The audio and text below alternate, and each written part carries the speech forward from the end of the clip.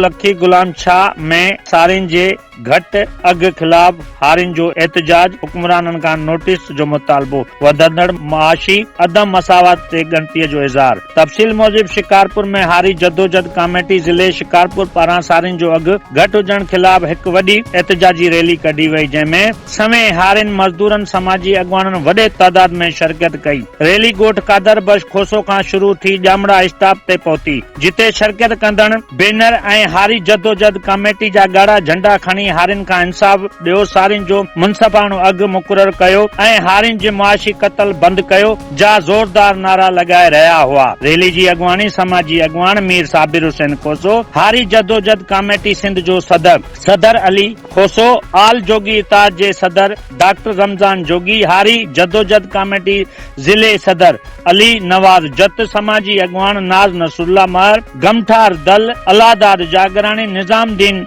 जोगी, फ़हीम जमाली, इरशाद जमाली, बहादुर अली जत कई। अॻवाननि मीडिया सां ॻाल्हाईंदे चयो त हिन वक़्तु हारी मार्केट में सारिन जो अघ इंतहाई घटि आहिनि, जंहिं सबब हारी जो मुआशी कत्लेआम थी रहियो आहे। हारिन लाइ पंहिंजे खानदान जो गुज़र करण ॾुखियो थी पियो आहे, जॾहिं त सरमाएदार ऐं वापारी वॾो फ़ाइदो माणे रहिया आहिनि। हिननि चयो त रेट घटि रखण सां गरीब हारी परेशान में मुतलबा थी विया आहिनि, जॾहिं त वॾा वापारी ब्रोकर ऐं संदर महिनत जो मेवो खणी रहिया आहिनि, जेको समाज में मुआशे जो अदम मसावत में इज़ाफ़े जो सबब बणिजी रहियो आहे। अॻवाननि जो चवण हो त हुकूमत जे बेहसी मार्केट में बेज़ाब्ते सबब ज़रिए शोबो बहरान जो शिकार थी चुको आहे। अॻवाननि वधीक चयो त सारिन जा अघ वधाइण सां न रुगो हारी जी ज़िंदगी में बहितरी ईंदी, पर ॻोठाणनि इलाइक़े में मुसबत भी इस्तेकाम पैदा थींदो।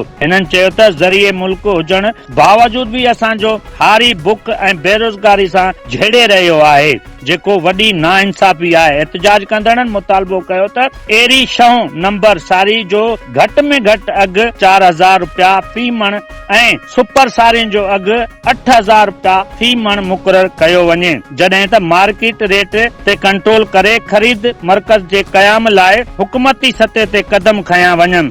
एहतजाज कंदड़नि ख़बरदार कयो त जेकॾहिं हुकूमत फौरी तौर ते नोटिस न वरितो त एहतजाज जो दायरो वधायो वेंदो। इहो ज़िले सतह खां सूबाई क़ौमी असेंबली सतह ताईं वधायो वेंदो। उन मौके ते अॻवाननि हुकूमत खां मुतालबो कयो त ज़रिए शोबे लाइ पॉलिसियूं हारिन जे राय सां तैयार कयूं वञनि ऐं खेनि संदसि महिनत जो मुनसफ़ाणो मुआवज़ो ॾिनो वञे। ॿी सूरत में सिंध जा एहतजाज तहरीक वधीक तेज़